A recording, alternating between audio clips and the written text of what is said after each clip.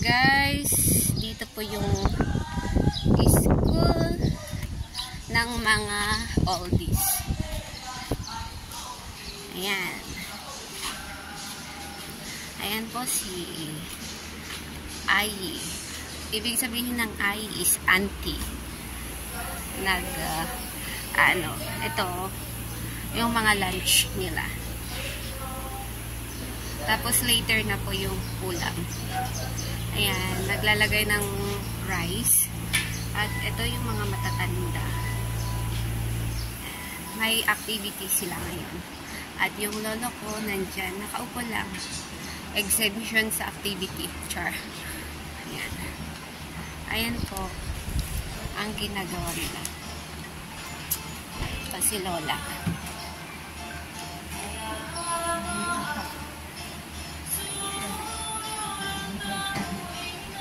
Yung mga ginupit-gupit na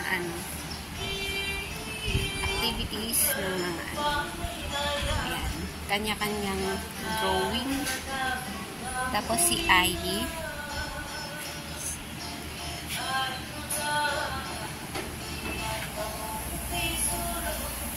Ito si Lola. Nasa 90 plus na si Lola. 90 plus. Dak yung kanyang ginagawa. Malakas-lakas pa si Lola. Ayan.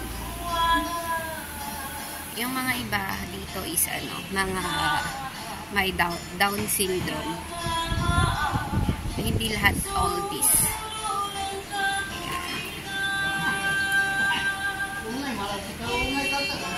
Ayan. Ang ungay daw is monkey. Salita native Taiwan. Ito yung mga colored paper na inano-ano nila. Ginawa nila. Dinikit-dikit. And din si kapatid ng aking late na amo. Ang kanyang ay si Bibe naman sa kanya. Ang kanyang Bibe. Tapos si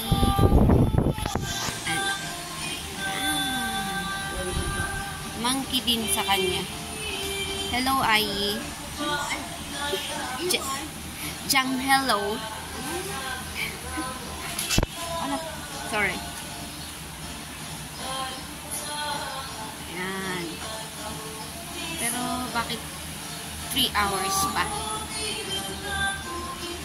3 hours.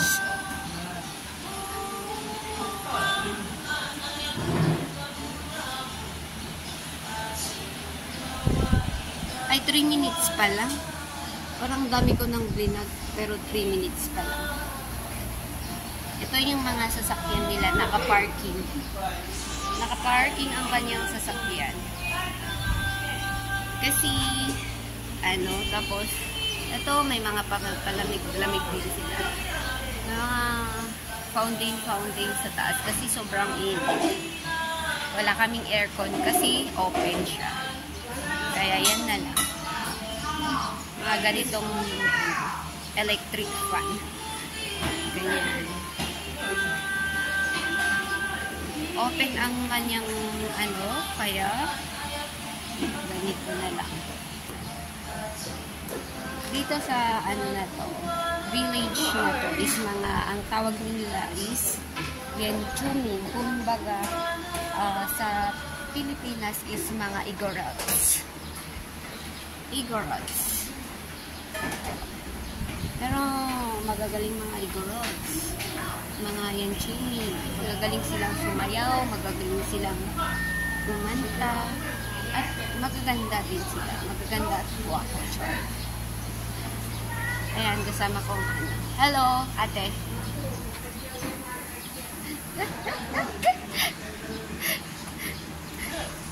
Kaya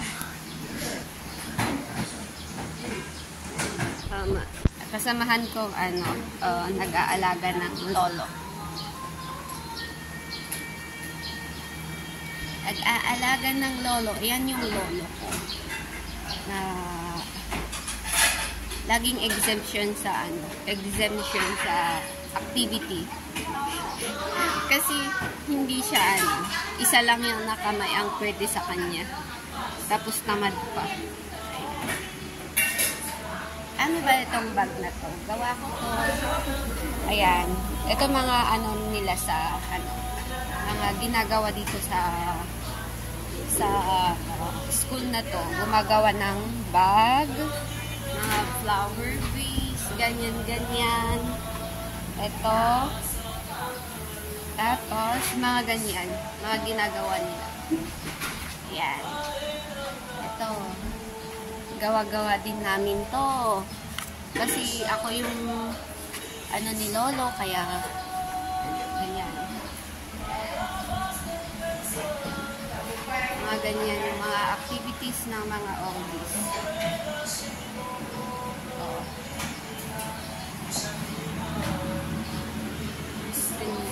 Mga decoration. Ayan. Ang tawag nila sa orasan is tuki. Tapos, pagka Mandarin is ano ba yung Sopiao sa watch Sopiao, hindi ko alam sa wall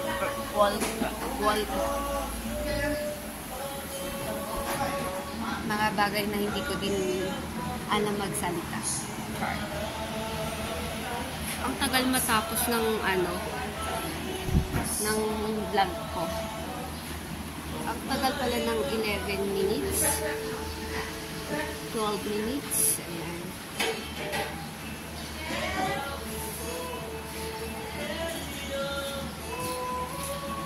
At dahil walang ginagawa si ate, tinutulungan niya si Lola na gumawa ng kanyang project.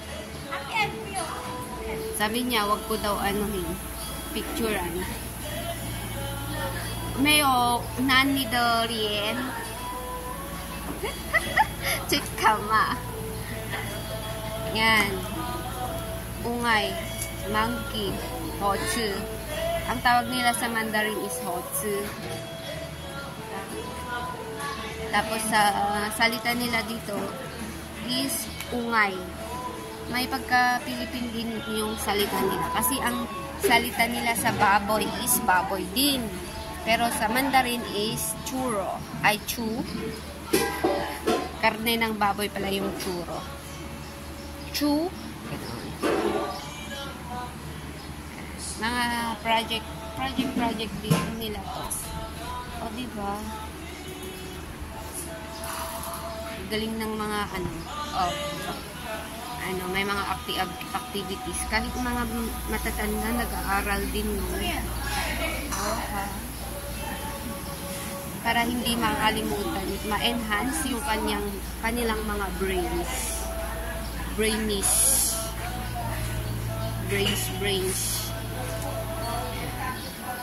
Ito si Lola. Nag-amaso chiswe. 92 daw. Ang kanyang 92 si Lola.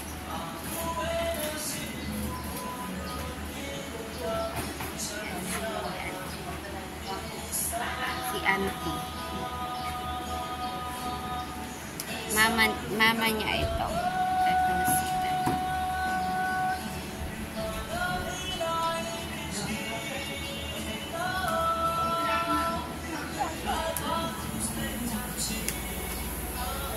makaka-copyright tayo dito sa music na to, pero okay lang. Ganyan talaga. Yan. Ito mga naka-ready na. Ready for the na to, ulam. Tapos pagkatapos nalagyan ng ulam, uuwi na kami. Ganyan lang yan.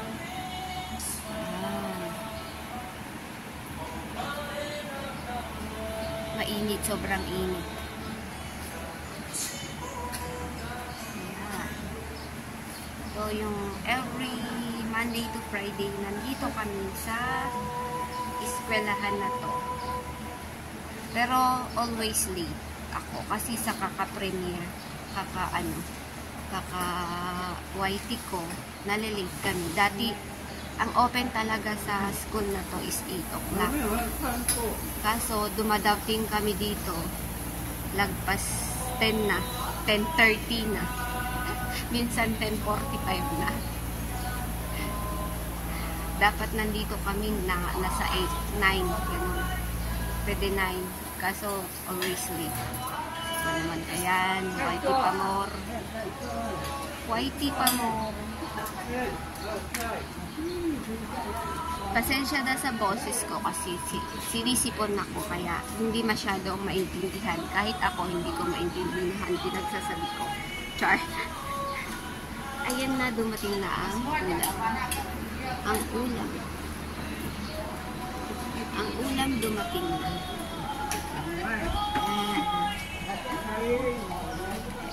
Ayan yung ulam.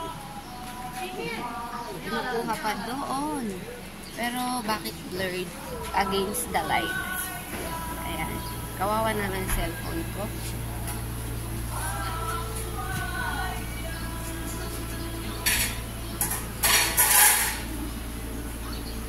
Kawawa naman ang cellphone ko. Ayaw niya sa light. Ayan.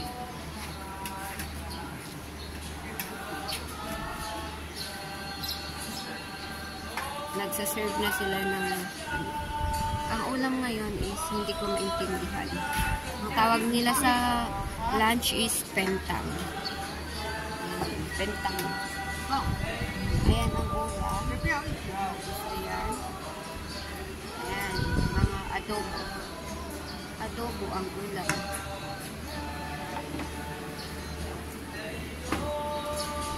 Adobo. Ay, adobong baboy. Tapos ito si Lolo. Naka-ready na ang kanyang sasakyan. Tientong.